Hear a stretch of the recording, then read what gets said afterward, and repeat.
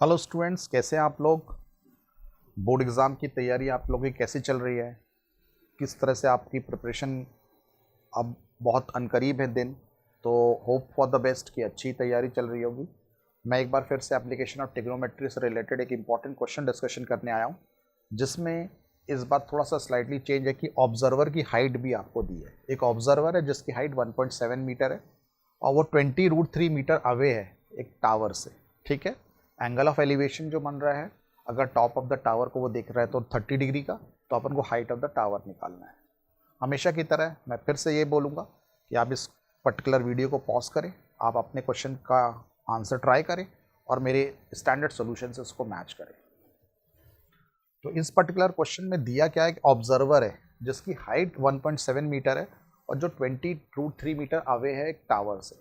ठीक है, और टावर के ऑब्जर्वर की आई से टावर के टॉप को देखने पर जो एंगल ऑफ एलिवेशन बन रहा है वो 30 डिग्री का है। ठीक है, हमेशा एंगल ऑफ एलिवेशन या डिप्रेशन ऑब्जर्वर की आई के थ्रू बनेगा। ठीक है, तो आपको ये ध्यान रखना है इसके बेसिस पर।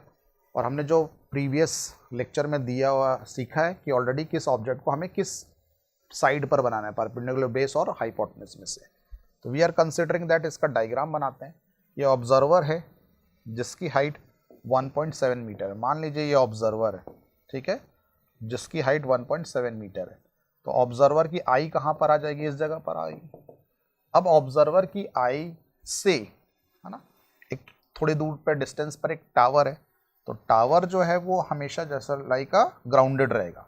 मीन्स जो ऑब्जर्वर जिस पर्टिकुलर जैसे बेस पे खड़ा हुआ है तो उसी बेस के अकॉर्डिंगली टावर की सिचुएशन होगी।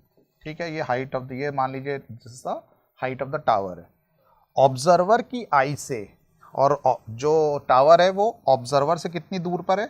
ये डिस्टेंस है 20√3 मीटर की डिस्टेंस है। Got it.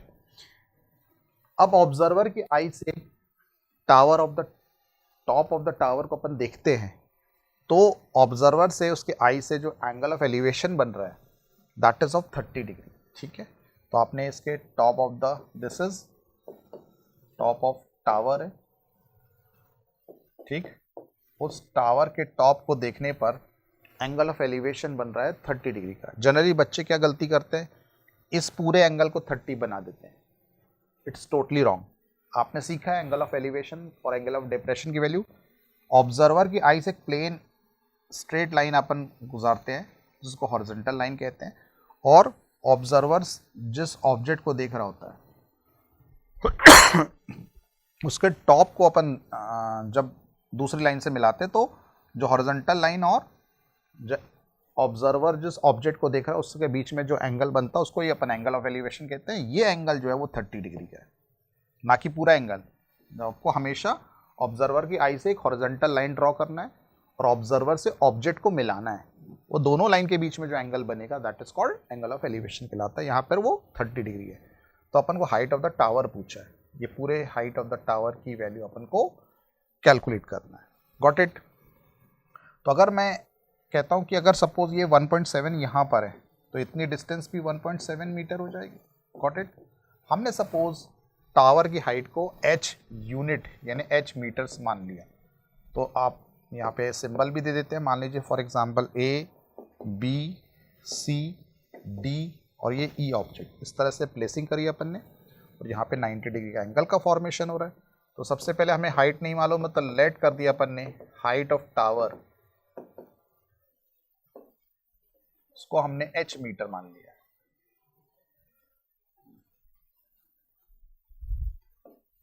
h मीटर मान लिया।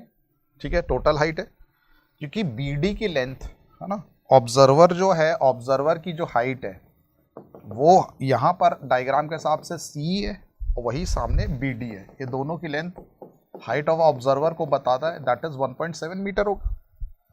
तो हमें क्योंकि राइट एंगल ट्राइंगल तो यहाँ पे जो बन रहा है वो ABC ट्राइंगल है, तो ABC ट्राइंगल में परपेंडिकुलर की लेंथ AB है। तो AB की लेंथ को कैलकुलेट करने के लिए हमें ये पता चल रहेगा कि हम जानते हैं कि AB जो है वो एक्चुअली AD में से BD को माइनस करने पर आ रहा है। AD की length height of the tower है जिसको अपने h माना है। Got it. और आपके पास BD की लेंथ आपके पास कितनी है? Height of the observer that is 1.7 metre है। तो जो ये टॉप ऑफ द टावर से जो पर्टिकुलर टावर की हाइट, जो ऑब्जर्वर की हाइट के ऊपर वाला हिस्सा, जो h माइनस 1.7 मीटर हो रहा है, गॉट इट, जो कि हमारा परपेंडिकुलर है। तो बस अब इसके बेसिस पे आपको सॉल्यूशन परफॉर्म करना है। अगर ये 20√3 लेंथ ऑफ ED है तो यही लेंथ 20√3 लेंथ ऑफ BC भी हो जाएगा, गॉट इट। तो आपके पास ED की लेंथ और BC की लेंथ दोनों इक्वल है 20√3 मीटर, गॉट इट।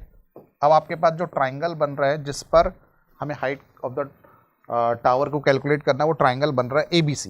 तो इस ट्राइंगल ABC में कंसिडर किया, हमेशा की तरह अपन को क्या करना पड़ता है, वो दो साइड्स और ट्रिग्नोमेट्री रेशियो लेना पड़ता है जिनके बीच में आपस में ये रिलेशन में नोन और अननोन साइड का पेयर। तो नोन साइड यहाँ पर बेस साइड है और अननोन जो साइड है वो परपेंडिकुलर है। तो परपेंडिकुलर और बेस में हमेशा अपन जानते हैं रिलेशन बनता है tan थीटा का। मोस्ट प्रॉब्ली ट्रिग्नोमेट्री के एप्लीकेशन ऑफ ट्रिग्नोमेट्री वाले पार्ट में मैक्सिमम टाइम्स हॉरिजॉन्टल डिस्टेंस और वर्टिकल डिस्टेंस का कैलकुलेशन होता है और ये परपेंडिकुलर बेस होते हैं, तो मैक्सिमम टाइम्स tan थीटा का यूज़ होता है, गॉट इट। तो परपेंडिकुलर वन बेस है, यहाँ पर आपके पास एंगल ऑफ एलिवेशन बन रहा है 30 डिग्री का। Perpendicular is nothing but AB side है और बेस साइड कौन सी है, BC साइड है। तो हमें मालूम है AB साइड जो है it is very much true कि आपके पास tan 30, पहले तो आपको मालूम होना चाहिए कि इट इज़ इक्वल टू 1/√3 होता है। AB साइड की जो लेंथ है इट इज़ h माइनस में 1.7 और BC बेस है ये 20√3 है, गॉट इट। अगर आप यहाँ √3 से √3 कैंसिल करते हैं या क्रॉस मल्टीप्लाई करने के बाद भी कैंसिल करते हैं तो रिजल्ट आपको मिलता है इसमें कि दैट इज क्रॉस मल्टीप्लाई करने पे 20 बराबर h माइनस 1.7। 1.7 को आपने लेफ्ट में शिफ्ट किया तो you will get plus sign, तो 20 प्लस 1.7 हो जाएगा is the value of h। That means h की वैल्यू 21.7 मीटर इस particular height of the tower को इंडिकेट कर रहा है। h की वैल्यू आ रही है 21.7, जो इंडिकेट क्या कर रहा है, क्योंकि हमने हाइट ऑफ द टावर को क्या अज्यूम किया हुआ है, हाइट ऑफ द टावर को अज्यूम किया हुआ है h मीटर, और h की वैल्यू कितनी आई 21.7। इन इस क्वेश्चन में height of the tower is nothing but 21.7 metre. Let's see कौन से ऑप्शन से ये मैच कर रहा है। तो 21.7 मीटर जो है इट्स ऑप्शन नंबर C है। तो लेट अस सी इस क्वेश्चन का आंसर, यस बिल्कुल करेक्ट है, C ऑप्शन इस पर्टिकुलर क्वेश्चन का आंसर है ना। सिंपल वे इस तरह के क्वेश्चन को सॉल्व करने का।